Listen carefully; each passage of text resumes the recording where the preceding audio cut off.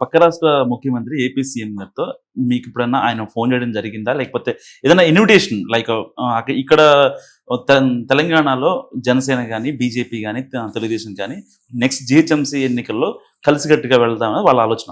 So ఈ భాగంలో అక్కడ బీసీలను వాళ్ళు టార్గెట్ చేశారు, ఇక్కడ టార్గెట్ చేస్తుంది ఇప్పుడు మీరు. వాళ్ళని వెనకాల వేసుకొని వాళ్ళని చైతన్యం దిశగా నడిపిస్తున్నారు. సో ఇలాంటి సందర్భంలో అక్కడ నుంచి ఏమన్నా రాజకీయ రంగ ప్రవేశం కానీ ఇలాంటి ఆఫర్స్ ఏమైనా వచ్చాయి? 70 సంవత్సరాలుగా ఈ బీసీలను వివిధ పార్టీలు వాడుకొని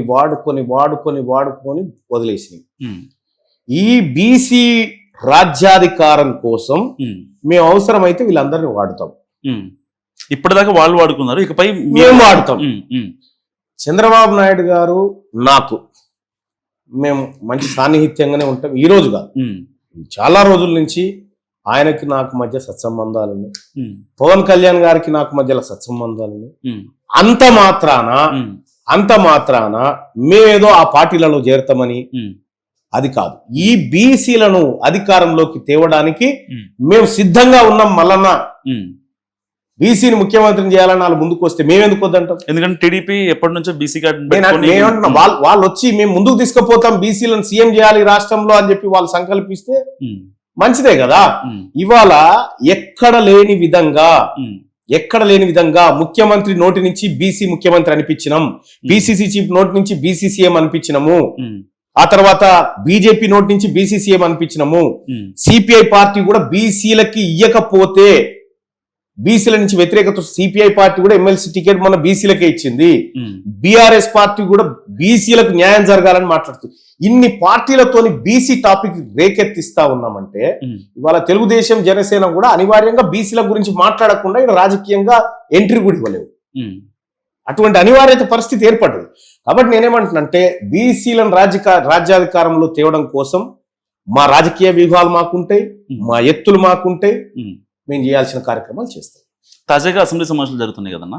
సో రేవంత్ రెడ్డి గారు ఏమన్నా ఎదురు కనపడినప్పుడు కనీసం అంటే పార్టీ పరంగా పక్కన పెట్టేద్దాం, అన్న అనే స్వతంత్రం మీకు ఉంది, సో నమస్తే అన్న అని చెప్పిన సందర్భాలు ఏమైనా ఉన్నాయా?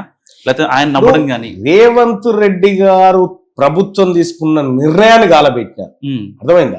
అదే ఆయన శరీరంతో నాకేం పంచాయతే, ఆయన ఆ ప్రభుత్వం తీసుకున్న నిర్ణయం తప్పని కొట్లాడినా నేను. రేవంత్ రెడ్డి గారిని చూస్తే హాయ్ అంటే హాయ్ అంటాం, బాయ్ అంటే బాయ్ అంటాం. ఆయన ఒక ఎమ్మెల్యే, ఆ తర్వాత ముఖ్యమంత్రి, నేను ఒక ఎమ్మెల్సీని, అర్థమైందా? ఆయన నాకు ఈ తెలంగాణ రాష్ట్రంలో ఉన్నటువంటి బీఆర్ఎస్ పార్టీ కార్యకర్తలకు కూడా ఆయనే సీఎం, బీజేపీ కార్యకర్తలకు కూడా ఆయనే సీఎం. యాజ్ ఏ సీఎం గా ఆయన విజ్ చేస్తా, సీఎం గా ఈ రాష్ట్రంలో కావాల్సినటువంటి ఈ ప్రజలకు కావాల్సినవి ఖచ్చితంగా అడుగుతా. అర్థమైందా భాయ్ సాబ్? ప్రభుత్వ నిర్ణయం ప్రజలకు వ్యతిరేకంగా ఉన్నప్పుడు నిర్ణయాన్ని ఖతం చేస్తాం, నిర్ణయం పైన కొట్లాడతాం. నేను గతంలో కూడా కేసీఆర్ అనేటువంటి 55 కిలోల శరీరంతో నాకు పంచాయతీ లేదు, ఆలోచనతోనే పంచాయతీ అని చెప్పిన సేమ్ ఇవాళ కూడా అదే చెప్తా ఉన్నా. మా ప్రజలకు సంబంధించినటువంటి వ్యవహారంలో రాష్ట్ర ప్రభుత్వం తప్పు చేసినప్పుడు దాన్ని వ్యతిరేకిస్తా. వ్యక్తిగతమైనటువంటి పంచాయతీలు ఎవరికి ఉండకూడదు కూడా. రేవంత్ రెడ్డిలో మీకు నచ్చేది ఏంటి, నచ్చది ఏంటి? రేవంత్ రెడ్డి గారు ఒక మంచి మాటకారి, మంచి పరిపాలకుడు అయితే కాదు, మీలాగే మాటగారు. రాహుల్ గాంధీ, రేవంత్ రెడ్డి గారు ఇది ఉంటే కేసీఆర్ గారు మంచి ఉద్యమకారుడు, మంచి పరిపాలకుడు కాదు. రాహుల్ గాంధీ గారు ఉన్నారు, ఆయన ఒక విజనరీ ఉన్నటువంటి లీడర్. ఈ దేశంలో కులగణన చేయాలి, జితనే ఆబాది ఉతనే ఇస్సేదారి అని చెప్పి చెప్తా ఉన్నాడు ఆయన. అంటే ఈ మెజారిటీ ప్రజలకు అన్నిట్లలో వాటా దక్కాలని చెప్పి చెప్తా ఉన్నాడు. అది ఆయన చెప్పేది. ఇవాళ లోయర్ కోర్టులలో తీసుకో, భారతదేశంలో ఉన్నటువంటి లోయర్ కోర్టులలో అస్సాం, ఢిల్లీ, ఈ 2 స్టేట్లలో లోకల్ జడ్జెస్ ఉన్నారు కదా కింది కోర్టులలో, ఒక్క బీసీ లేడు తెలుసా? ఒక్క బీసీ లేడు, ఒక్క బీసీ జడ్జి లేడు. ఢిల్లీలో ఉన్నటువంటి లోయర్ కోర్టులలో, అస్సాంలో లోయర్ కోర్టులలో ఒక్క బీసీ జడ్జి లేడు. ఇప్పుడు రిక్రూట్మెంట్ అయితే చెప్పలేము. కానీ జుడిషియర్ లో మాకు అన్యాయం జరుగుతూ ఉంటే ఇక్కడ స్టాండింగ్ కౌన్సిల్స్ లో మొత్తం అప్పర్ క్యాస్టే, పీపీలు వాళ్ళే, జీపీలు వాళ్ళే, అడిషనల్ అడ్వకేట్ జనరల్ వాళ్ళే, అడ్వకేట్ జనరల్ వాళ్ళే. నేను అడుగుతా ఉన్నా రాహుల్ గాంధీ గారిని, మన రాష్ట్రం మన కాంగ్రెస్ పార్టీ ప్రభుత్వం అధికారంలో ఉన్న కాడనే ఈ రకమైన వివక్ష ఉంటే రేపు ఈ రాష్ట్రాన్ని దేశానికి ఆదర్శంగా చూపెట్టి ఏం చెప్తావో రేపు వాళ్ళు ఇచ్చేటువంటి కౌంటర్లకు మనకు సమాధానం ఎట్లుంటుంది? కులగణన మీరు తప్పని చెప్పకపోతే అదే కులగణన ఇదైపోయేది కదా. అదే ఈ మోడల్ ని దేశవ్యాప్తంగా చేసేవాళ్ళు కదా. ఈ మోడల్ అని ఇవాళ నేను కాకపోతే ఇంకోటి లేవనెత్తాడు. అది అంటే ఇంత ఉద్యమం ఇంత తీవ్ర స్థాయిలో వెళ్ళేది కదా. తెలంగాణ సోషియో ఎకనామిక్ అవుట్లుక్ 2024 లో మనమే క్లియర్ గా 4,21,000 మంది ఉన్నారని మన బుక్కుల్లో ఉంది. మన ప్రభుత్వం సర్వే చేసి 3,70,00,000 మంది ఉన్నారని చెప్తారేంది? ఈ 50,00,000 మంది ఎట్టిపోయారు? ప్రభుత్వం దగ్గర సమాధానం లేదు. నిన్న నేను మండలిలో మాట్లాడుతుంటే మంత్రి గారు లేచి వెళ్ళిపోతా ఉన్నాడు సమాధానం లేక. నేను ఒకటి ఏమంటున్నా, మీరు మాట్లాడే స్టైల్ కూడా మండలిలో చాలా డిఫరెంట్ గా ఉంది. అంటే డిఫరెంట్ గాని కాదు, నేను డేటాతో మాట్లాడు. ఇటు సర్కాస్టిక్ గా మాట్లాడుతున్నారు, అటు డేటా తీసుకుని మాట్లాడుతున్నారు, వాళ్ళు చురకలు వేసుకుంటూ కూడా మాట్లాడుతున్నారు. నేనేం చెప్తా ఉన్నా, నేను మాట్లాడితే తప్పు మాట్లాడితే మాట్లాడాలి.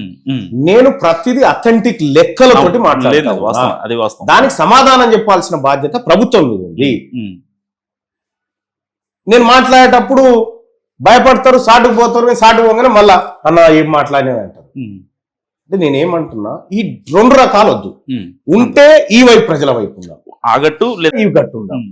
వాళ్ళ వైపు కోసం వాళ్ళకు వైపు, మన వైపు కోసం సాటుకు మన వైపు, ఈ వద్దు. ఉంటవా క్లియర్గా ఉండు.